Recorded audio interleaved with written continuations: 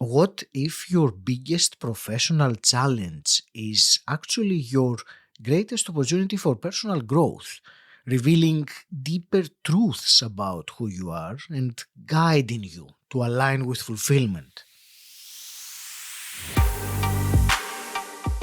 Welcome to Personal Development Mastery, the podcast that helps intelligent, busy professionals develop self-mastery and discover their calling so you can thrive in a fulfilling, purposeful life. I'm your host, Agi Keramidas, and this is episode 502. In today's fast-paced world, we often find ourselves overwhelmed by challenges, both external and internal. But what if those obstacles aren't setbacks at all? What if they are feedback mechanisms pointing toward alignment and fulfillment? By listening to this episode, you are going to discover how these perceived obstacles can serve as internal guides towards clarity and growth. You will also find out the 3 mistakes high achievers make when they are under pressure, and you will learn a practical approach to identifying the root causes of professional problems. If you are an entrepreneur seeking deeper meaning in your work or a leader navigating business challenges, then this episode is for you.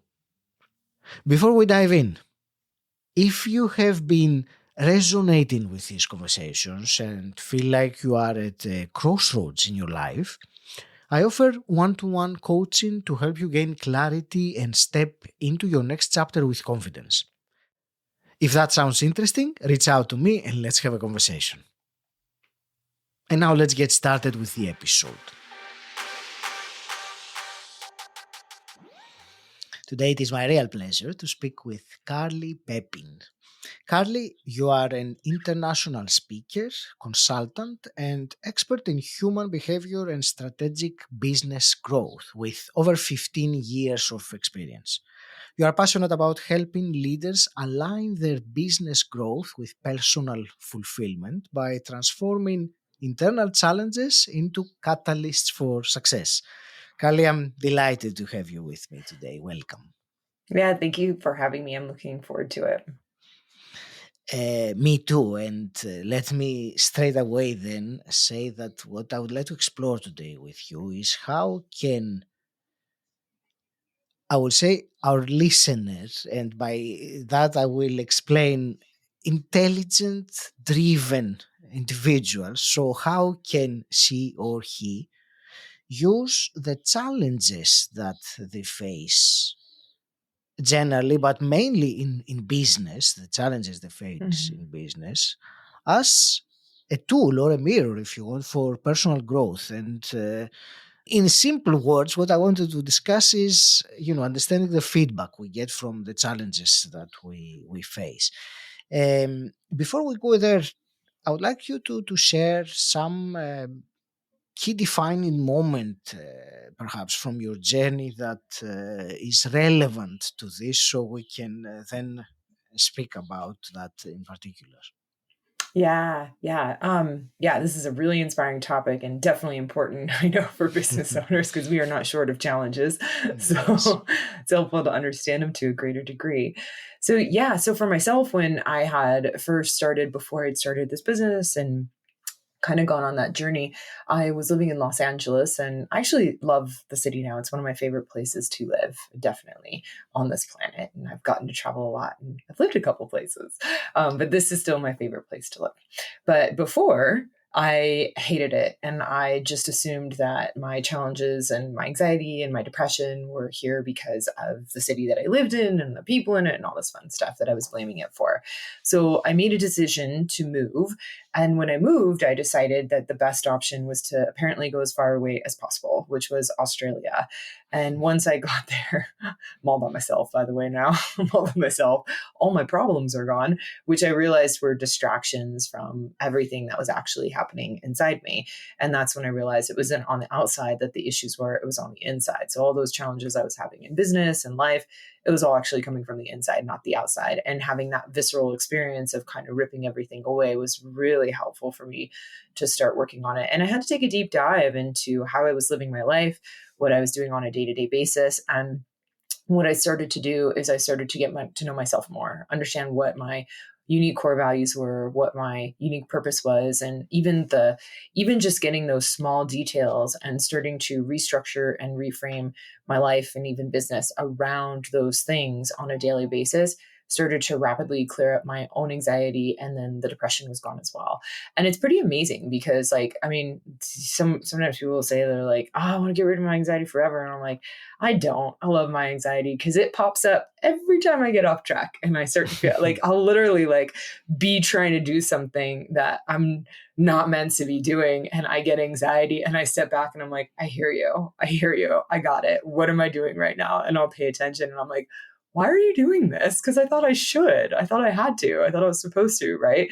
And it's like, stay focused on the core values of the company, stay focused on your own core values, and quit getting distracted. And that's beautiful. I get anxiety when I get distracted and go the wrong direction.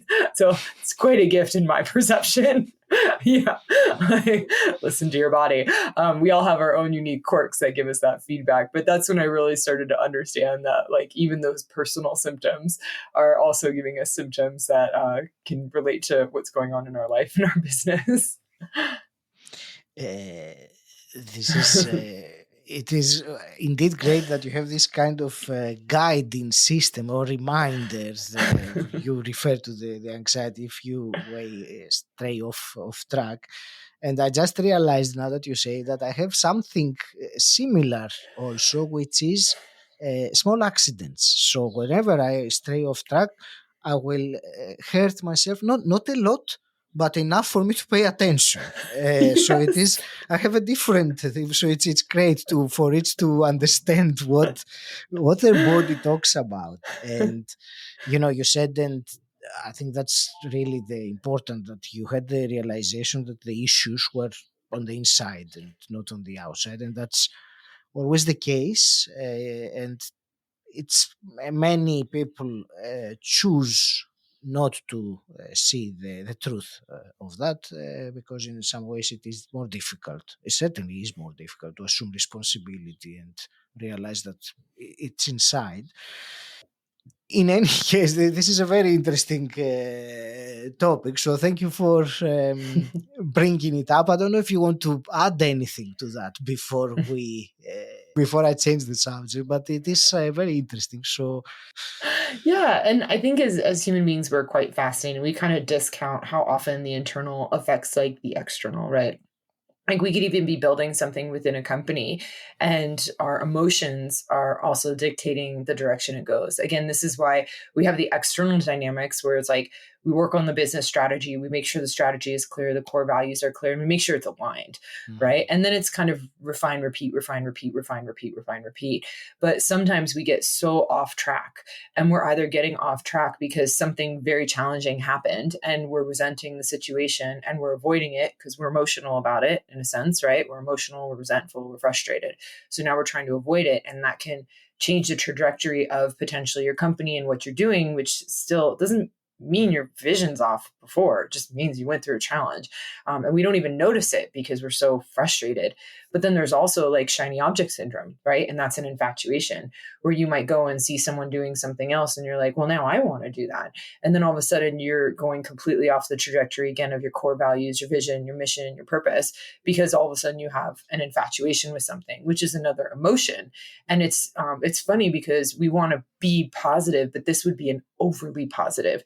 You have so many stacked associations of too many positives, you're not actually seeing the truth of the situation, because in reality, every challenge has supports and every support has challenge. That's why we say every failure, there's success in it. And that's easy for us to see. We want to see it because we don't like pain. But as humans, we're addicted to pleasure. However, every support, every success has some failure in it, because you can't build something without destroying something else simultaneously. It's quite interesting. I got to go through that with one of my clients during COVID. During COVID, he just decided to jam while other sectors in his industry, other businesses and stuff in his industry were shutting down and taking a break, he jammed, and he jammed hard. And he was really getting like overexcited about the pleasure of success. And we kind of got to go through, and I said, well, as you're starting to get the success, I was like, where are all these extra customers coming from? I was like, who was servicing them before? And he started to see businesses close. And I was like, can you see what is also happening? I was like, you're building your company like crazy. I was like, but it's also taking business away from other people as well. And it's a really humbling thing to realize that you can't have one without the other, but not having that illusion helps us to move forward with more objectivity so that we're not run by our emotions and we can actually make like more objective decisions, Thank you. Carl, let's talk about what we really started talking about, and that was the actual feedback, or understanding the feedback that we get from the challenges. I think in a way the reason why we should look for them as the feedback should be obvious, but please mention the the importance of it in the beginning, and then give me an overview of how one would look at the challenges, particularly professional or business challenges, as a catalyst for growth. Yeah. So whenever we're having business challenges, again, our business is also a feedback. I kind of got to give you example of how my body's a feedback. You gave one about how your body gives us feedback. But remember, your business is also a feedback mechanism as well. It also has symptoms within it that's trying to show you that something's awry, right? Yes. So whenever we're having these challenges in our business, it's what do we do? What questions are we asking? And instead of just looking at the surface of it, it's like, just keep going with those questions. Sometimes I'm in a call for an hour and we ask question after question after question after question after question after question until you can find the root, right? Because it was interesting. I was talking to a colleague of mine, and there was one company that it was like, all this problem was happening with like shipping, and people were getting all the wrong items. And it was crazy because it was really impacting like their returns, and they were losing money. And then all of a sudden, when you get back to the very core of it, like instead of going back and being like, shipping fixed the problem, right? Like, why are you sending out the wrong stuff? What they found out is they just kept digging and digging and digging and digging. And it took them a little while to find that one printer that they had was printing incorrectly. And it was like printing like the barcodes and the things wrong. So everyone was getting everything else wrong. And all of a sudden, it's just, all they had to do was replace like one of the I forget what it's called, but one of the parts in the machine, right? And then all of a sudden, their whole problem is fixed. So it's like, that's why I say, you don't just want to go in there and say, hey, we have a problem. You just need to make sure that you're shipping it to the right place, because we can't do this anymore. You diagnose the crap out of it until you get to the root cause. The root cause, yes. Yeah, diagnose the crap out of it. Get to the root cause, because it might be something, in this case, it was something tiny that was causing huge, huge, huge ripples, right? And so that's why we really want to pay attention to that. And that's part of moving beyond our emotions, where as business owners, sometimes we can get emotional about those dynamics. And I've seen this too. I've worked in environments where it's this way, where when something's going wrong, they get emotional because their company is impacted. And that's you not working on the internal side. And so all of a sudden you're emotional on the outside. But then in that case, people are usually trying to run around and correct the problem on the surface because they're so scared, and everyone's trying to make it not their fault because they don't want to get in trouble, right? And so when we have those emotions, we can't really lead people to find the root cause of the problem. They don't want to look for it. They're too scared to get in trouble. And so that's part of us balancing our own internal dynamic as well, because as leaders, it's like, how do we guide people and inspire them to search for the root, to search for the actual problem, which is interesting. And another really fun one, which is kind of just feedback like that we get from individuals and people. So, I talked a little bit about how we as humans are a little bit addicted to pleasure, right? We want to avoid pain. Yeah, for sure. We also I'm are smiling addicted. because you say Yeah. a little. A lot. It's a pretty good habit of ours. It's a solid habit. So we all have it, by the way, and it just varying degrees at different times. But what you'll notice as well is that pleasure comes in the form of being proud and being puffed up about ourselves. Like we want to be great. That's also the addiction that we have. And that's the pleasure. We want to be better. We want to be amazing. And we often want to be better than other people, right? The truth is we're all equal. That's actually the genuine truth. So we don't want to be worse than someone else or less advanced or less knowledgeable or less this or less that. We want to be better. We want to be the smartest in the room. That's that pleasure addiction. Here's the cool part, right? We're getting feedback on this on a regular basis. And so let's say you're at work and you had a great day, right? You had a great day, an amazing day. All day long, you accomplished something awesome. Your clients are telling you you're just the best ever. And then all of a sudden you come home and your romantic partner just slams you, you know, and you're like, what is going on? Like, you're such a Debbie Downer. I had such a great day. That is actually a structure in place for us when we get too proud for something to come in to humble us, to bring us back down to size. Because guess what? You got a super ego. You got so puffed up about yourself. You got so addicted to that dopamine rush, that pleasure of being puffed up by others, that someone had to come in and be like, hey, you're still human. Get off that high horse, get off that pedestal. Let me remind you of all the stuff that you're mucking up right now. Right. And so it's funny because we forget that and we get upset with criticism. And you'll see the reverse as well. If you had an awful day at the office, if things were a nightmare, if just so many failures and it was exhausting, you'll come home. And those are the days that somehow your partner is like really supportive and like connects with you. And you're like, this is what I wanted the other day, you know, but you can't have it the other day. Right now, you put yourself in the pit. You put yourself below homeostasis. Right. So before you were above homeostasis, now you're below homeostasis and you have someone coming in to bring you back where? Just to center. That's all we're doing. We're just getting to center. So if you work on balancing those internal prides that you get addicted to, but also those internal shames simultaneously, you have less of the volatility in other areas. Sometimes it'll happen at home, but it also happens at the office. And you'll see it on certain days where you get puffed up by maybe a superior, or maybe you get puffed up by clients or something else, or maybe even the outside world. And then you're getting slammed like over here. And it's fun because you can see this in politics is so obvious, where you see people putting Elon Musk on a pedestal right now, Donald Trump on a pedestal, but you also see simultaneously people putting them in a pit, right? So you're watching this balance of like, don't get too high on yourself. Don't forget this also exists. And we're going to remind you you're just human, you know, and both are necessary, both the criticism and the support. And if they get too low on themselves and they're judging themselves, which everyone does, by the way, like they'll attract all those praisers to like bring them back up. And you're watching the dichotomy like live in politics right now, which is really fun, but you can also watch it in your life, which is really important.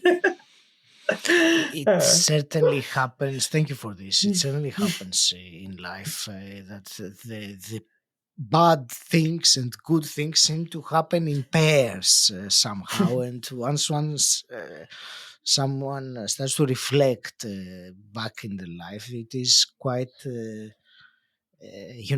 obvious. And when you were describing about the prides and the shames, or the pleasure and the pain, or those two, the image that comes to my mind in these cases is, the pendulum that will inevitably swing from side to side. And um, the more we look at the actual final movement, and not at the whole thing, that the higher up you go, the less movement there is. So the lower down you are, the more you see these extremes, or they can feel like extremes anyway. So it's a great, reminder that both are part of life. Yes, of course, we all are wired to seek pleasure and avoid pain. But on the other hand, we have to realize that it is inevitable to have pain in life, and it is also impossible to have only pleasure. So it's it's some things that life is like that, and as an extension, of course, a business or elements of our life or our relationship will match that or mirror that to some extent. And this is the really cool part too, because what like you don't have to get rid of feeling good. I'd like to change how we view that, right? So Mm. instead of trying to like feel good and get those dopamine hits and get all the pleasure and get those manic states of like elation, right? Which you can crash after. It's like going up, up, up, up, up, up, up, up, up on a roller coaster. Eventually you hit the peak and you go down, down, down, down, down, down, down. That's why people will say after they go to those events where they really hype you up, they'll be like, I have a hangover the next couple of days. That's because you puffed yourself up so high and you Mhm. got yourself so elated that your body crashed and burned to balance you out to get back to equilibrium. But Yes. fulfillment and inspiration is very different because Mhm. that you feel energized, you feel alive, you love your life. And the funny thing is there's, you already see the pleasure and the pain and the pain and the pleasure. Like in that state, there's something in each individual that's so inspiring to them, right? Which is often what we bring into our companies, by the way. I love doing this with owners where we can connect that thing to why they built the company. And they're like, oh my gosh, it makes sense. This is my life. And I'm like, it is your life. You don't just build a business and it's not random. Sometimes people think it's random because they haven't made the link before. It's not random for anyone. It's not.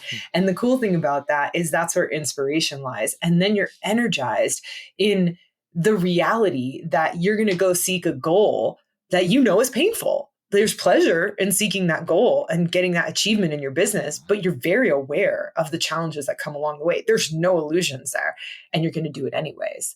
You're looking forward to going through that pain because the pleasure and the fulfillment that you get along the way is so inspiring to you that it's worth going through that pain. Mm. And you don't get burnout there. You don't get exhausted. You don't give up there. And that's why it's so important to understand like yourself and your company simultaneously, because yeah, you're part of the living, breathing entity of your company. Let's make sure you're alive and inspired, and let's get you all linked up with whatever you built and make sure you know it's there and have that flow down into your employees. Cause I mean, you see it worldwide, like the more people are inspired, the more they sign up for your vision, you know, and the more they want to help you with your vision. So yeah, there's really inspiring things that you can do. Carly, what I would like to move back to, you said you were saying earlier about being able to move beyond our emotions when the crisis or a challenge happens or things Mhm. go wrong, like that printer printing the wrong barcodes.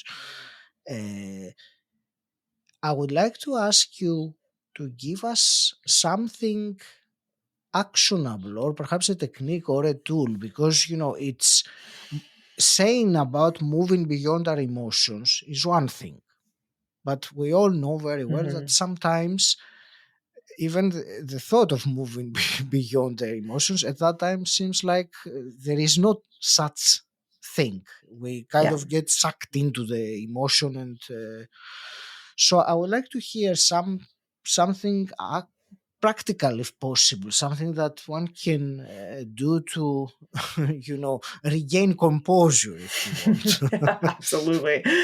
First things first, it's time to learn how to catch it. So just know that that may take you a little bit of time to learn how to catch when your emotions are kind of going awry, especially when we're starting to get into the proud states or the elated states, because we've been also trained that those are good, not realizing, like you said, the good's been going with the bad and the bad's been going with the good. All exist simultaneously in time. So when we see it, we don't have to be on the emotional roller coaster. And that's the important part. That's where we can actually like just get more accomplished, achieved. And I don't know about you, but I feel better when I'm not on an emotional roller coaster. So when we have challenges, right? Things that frustrate us, things that we're struggling with, we want to sit there and ask how it's serving us and how it's serving what's important to us. I was just working with this with a CEO who's going through like a really challenging lawsuit, right? And part of it, it's like, well, how is this financially empowering you, right? How is this financially empowering you? How is this empowering you in business? How is this empowering you as a leader? And as we're going through it, it's like, okay, then what's missing? And we had a good laugh because I was like, man, like they're giving you some great personal development, right? I was like, and we actually went through how much he's invested in it. And I was like, was that a worthwhile investment for what you got out of it? And he's like, yeah, for sure. And I was like, and can you keep going through it? And will you still get more out of it? And he's like, I got this. I got this. And so at first, it's the emotion behind it and the frustration and the anger because you're not seeing the gift that these challenges are bringing. When you go in and see the gift, guess what? Now, when they're in the courtroom, do you think they're going to be angry, frustrated, yelling, and annoyed? Or do you think they're just going to sit back and be like, I'm grateful, like kind of crazy, but I'm actually grateful that I'm going through this and I don't have to be the emotional volatile one. And then the other person's emotionally volatile. It's really a fascinating experience to actually see and witness. And I had someone else who went through this as well, where they were stuck in a court case, and we did some work on this as well, and they cleared it. And they said, I was like, how'd it go? They were in a custody battle with their kids, and this was pretty wild. But I was like, how did it go? And she's like, it went great. She's like, it didn't matter what he said. I didn't cry. I wasn't frustrated. I said, sat there. I didn't have any emotion. He couldn't impact me at all. And it was like, and he was just off his rocker. He was going crazy. The judge looked at him like he was the nut job. He's like, it really helped my case. And I was like, awesome. And so that's what I say. It's like, we want to clear that resentment because, I'm giving you examples of like court cases and stuff, but that also flows into our business as well. And so find out how it's serving you, find out what gifts it's giving you. And if you say, Carly, I don't know, I can't, then you're not looking hard enough. Keep looking. Look. I will sit there if I have to do an hour on someone on just one particular thing, just to make sure that they get it and nail it. Like, you're going to get it and nail it. It's very important for you to actually see how these specific circumstances are serving you, because then you're very objective and they don't impact you emotionally. The other dynamic, when we look at that other side, right? Because we have the dichotomy within us that's also wanting to get only the pleasurable situations. You'll have situations that you encounter, and this is where it's a little trickier to catch. But if you're looking at something and you're so elated about it and it's all good and it's all amazing, you're not asking quality questions on what are some of the challenges that actually come with it, right? And so I was working with an individual and we were going through the expansion of the business in this very specific way, right? And they're all late about it. And I can tell, I was like, man, this person has not looked at this objectively yet. Like, they have not, like, not even slightly. And so they're really proud and they're really puffed up, which simultaneously the wife at home is beating them up like crazy because they're all high on, I laugh because I say it's like we get high on our own supply of like our pride, like getting high on your own supply, my friend. So basically we go through and you start to ask, what are some of the drawbacks of that? Like, what are some of the drawbacks of what you're doing? Let's look at the other side until you can see there's the equal drawbacks to benefit. And then all of a sudden you get objective. And as we're going through it, like at the end of it, I was like, how you feel? And they're like, good. And they said, I've realized that the way that I was putting this together, like it would have crashed and burned. Like it wouldn't have even happened because I wasn't even looking at the other side. And so I wasn't even planning for these obvious pitfalls that were in the way. And that's what having too much elation can do. It can make you ignore the other side. And that makes you ignore the pitfalls that you can prepare for. So this is like a leadership tool, right? If you're not facing and looking at both sides of things, then you're either ignoring the pitfalls or you're ignoring the strengths. And when you can see both of that, what are you? You're objective, right? We're just subjective. So those are quality questions that you can ask. And the real trick is starting to be able to catch when you get like too high, too low, too high, too low. And that's tricky. This definitely is something we're not taught. Yeah. This is indeed, thank you for this tool. It is a tool, and seeing the asking quality questions and seeing the equal benefit of or the gift, you refer to it as a gift, and being objective, these are very useful. Carly, as I will start wrapping things up for today, the first thing I wanted to ask you was, where do you want to direct our listener who wants to find out more? Yeah, I'd love them to go to my website, which is westcoastgrowthadvisors.com, and they can contact me directly there. They can hop over to LinkedIn, whatever they prefer. Yeah. That's great. And I have also two quick questions. And the first one is, what does personal development mean to you? Yes. So personal development to me means that we're actually developing a relationship with ourselves. There's nothing missing inside of us, but it's really getting to know who you are, what you're here for, the strengths you have, like, and everything, like everything that's important about you, and kind of really being able to cultivate and craft that in a way that you can create a life that every day you wake up and you say, I get to do this, no matter whether or not it's challenging or not. Like, it will be challenging. I want you to face so many challenges and do so many amazing things in your life and be like, I didn't think I could achieve this, but I had more energy doing it because I did what I loved. That's personal development. Indeed. You remind me of what Jim Rohn used to say: don't wish it was easier, you wish you were better. Yeah. And Carly, hypothetically, if you could go back in time and meet your 18-year-old self, what's one piece of advice you would tell her? Yes, it doesn't look like it now, but you got this, and everything is really perfect the way it is. You'll see it later, but don't worry, you're right on track. Yeah. Very nice. I want to thank you so much, Carly, for this conversation. It was, I believe, enlightening and useful. I'm wishing you all the very best with carrying on with your mission and your purpose. I will leave it to you for your parting wisdom to the to the listeners. Yeah, definitely. Really dedicate your life not just to focusing on things on the outside, but also the inside. It's finding that balance of focusing on what's important to you and creating that in the world where you actually realize like how much you can do and what you're capable of. And no person on this planet is more able to achieve that than someone else. So yeah, if you don't believe in yourself yet, just, I don't know, go to courses, go to workshops, teachers, anything possible to make sure that you start to let that seed plant inside you and keep it growing. Yeah. I hope you found this episode enlightening. If you have been resonating with these conversations and feel like you are at a crossroads in your life, I offer one-to-one coaching to help you gain clarity and step into your next chapter with confidence. If that sounds interesting, reach out to me and let's have a conversation. And until next time, stand out, don't fit in,